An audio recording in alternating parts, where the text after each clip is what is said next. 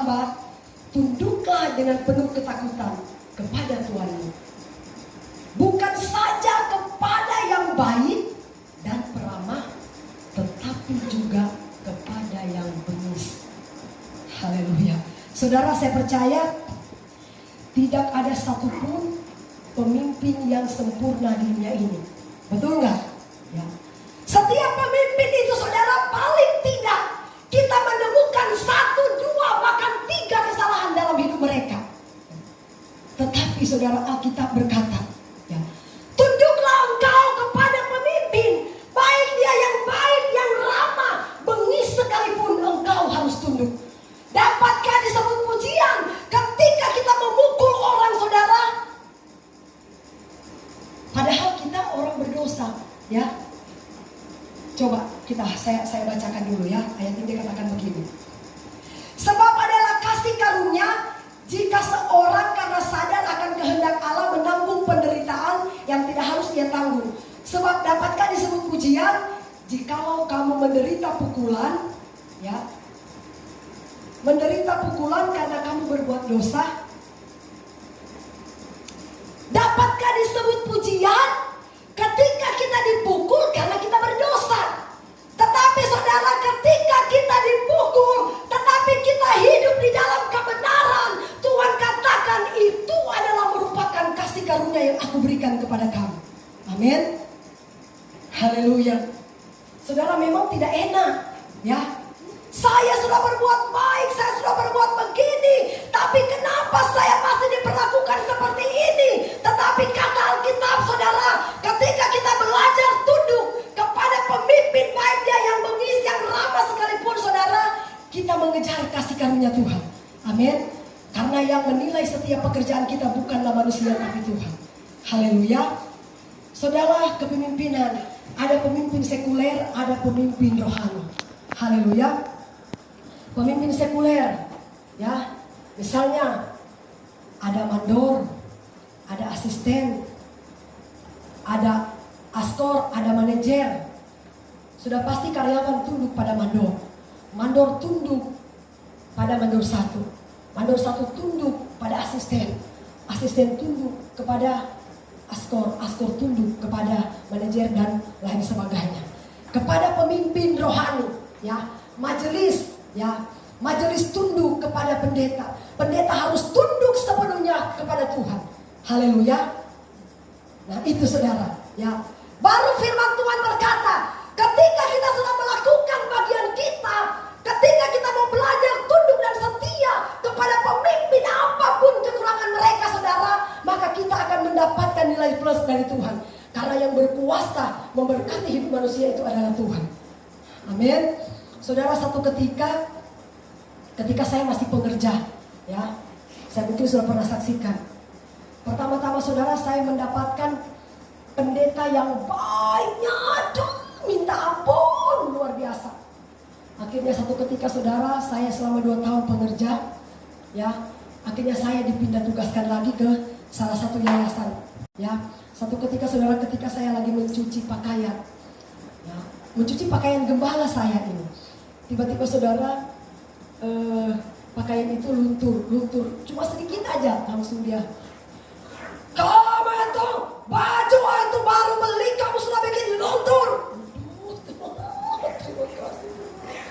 Saudara, dengar, ya, kalau kita mendapatkan hal seperti itu, katakan, Tuhan, terima kasih Tuhan. Hati kita pasti tenang, karena kita mengejar kasih karunia, bukan mengejar berkat. Amin. Kalau kita sudah mengejar kasih karunia Tuhan, berkat itu pasti akan mengikuti hidup kita. Saudara, satu ketika saya sudah memimpin pujian, saya sudah angkat pujian seperti ini. Sudah banyak jemaat yang hadir. Bersama malaikat di surga. Tiba-tiba saudara, gembala saya bilang, turun engkau dari mimbar, engkau tidak layak di sana. Waduh, Tuhan, malunya. Kira-kira My Angel kalau saya turunkan dari mimbar, marah atau tidak? Marah saudara, pasti kita ngamuk. Tapi saudara, saya jujur ya, pada waktu saya diturunkan dari mimbar, saya di tempat duduk saudara, saya mulai menangis. Tuhan, sebenarnya apa saya salah? Kalau memang saya salah, saya Tuhan, tiba-tiba Tuhan bilang, masa baru gitu aja, kamu sudah cengeng, disitulah karaktermu dibentuk. Ya. Ketika kita diizinkan oleh Tuhan, sesulit apapun, sepahit apapun itu saudara, ketika kita menerima dengan sukacita, dari situlah kita melihat pembentukan Tuhan terjadi dalam hidup kita.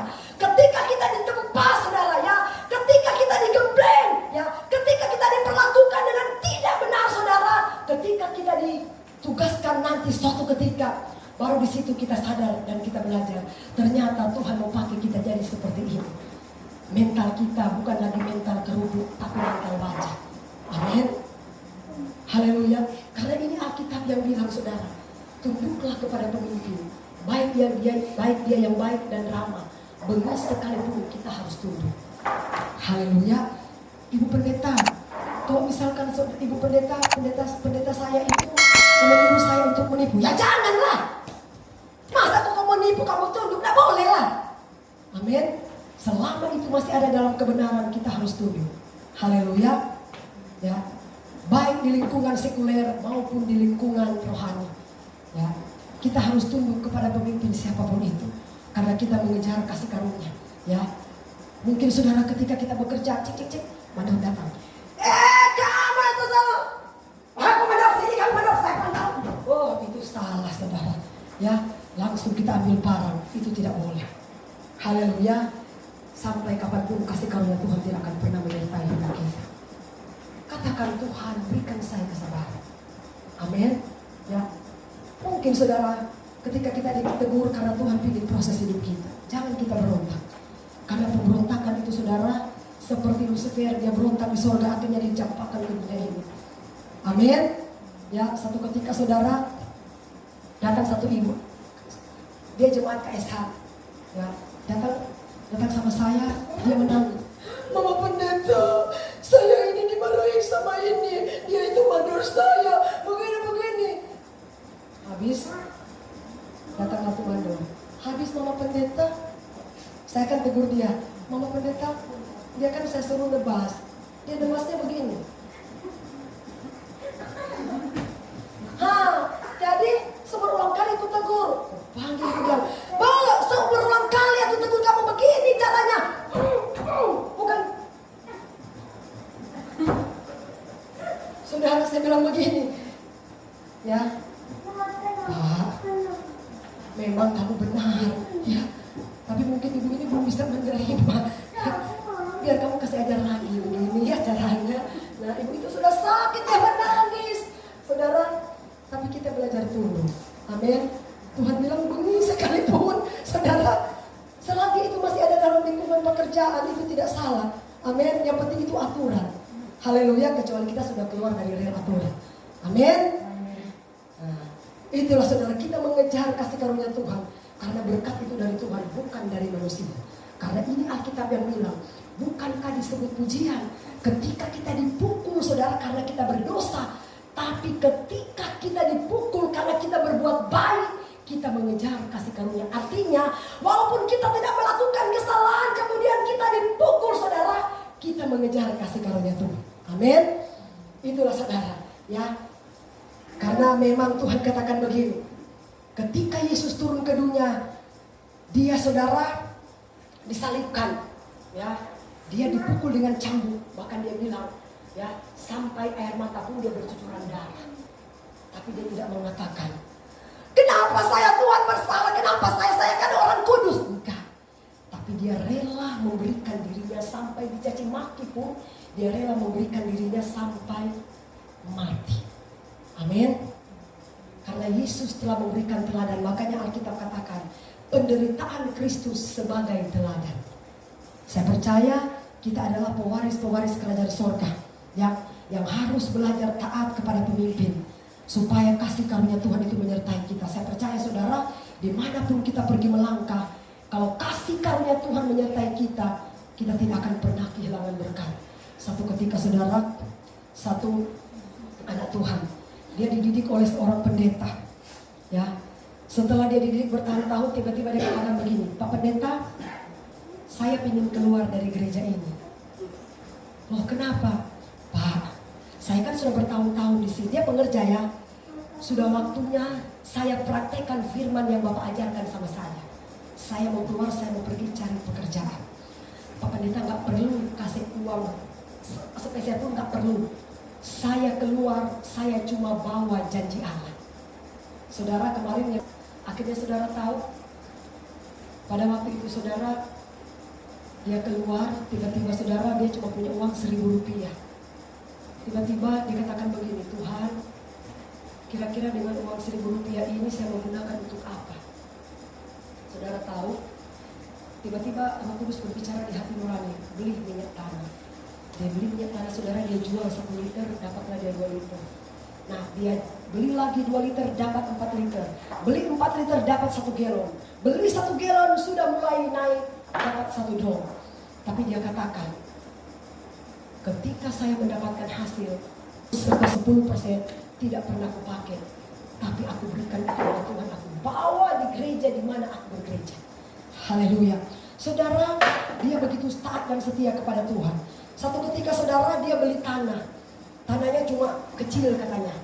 Waktu dia beli tanah saudara, tiba-tiba dia gali sumur. Waktu dia gali sumur, dia lihat sumur itu kok bau sekali sumurnya. Tambah dia gali, cerit mencet. Ternyata setelah diperiksa, sumur itu mengandung bensin. Akhirnya saudara tahu yang dia lakukan. Tuhan bilang, bukalah kau pompa bensin di situ. Urus surat izin segala macam. Dia buka pompa bensin di tanah kecil yang dia beli. Akhirnya dia jadi kaya raya, diberkati oleh Tuhan luar biasa. Ya, bahkan sudah punya mobil sampai beratus-ratus mobil saudara. Dia pakai untuk mencari, ya, dan dia pakai juga untuk pelayanan. Karena apa? Itulah kalau kita mau mengejar kasih karunia. Haleluya. Kemanapun kita pergi saudara, Tuhan akan menyertai kita kalau kasih karunia Tuhan menyertai kita. Makanya Musa katakan, Tuhan, jangan engkau suruh saya keluar dari sini kalau engkau tidak menyertai saya. Tetapi kalau Tuhan menyertai saya, kemanapun juga saya pergi, saya percaya janji Tuhan menyertai saya. Amin. Itu kata Musa. Saudara, kadang-kala kita sudah bekerja di sini, cuma masalah sedikit, loncat pindah. Maka akhirnya gereja jadi kosong. Waduh, minta ampun. Saudara pikir pergi ke tempat lain nggak diproses, Kak? Sama semua.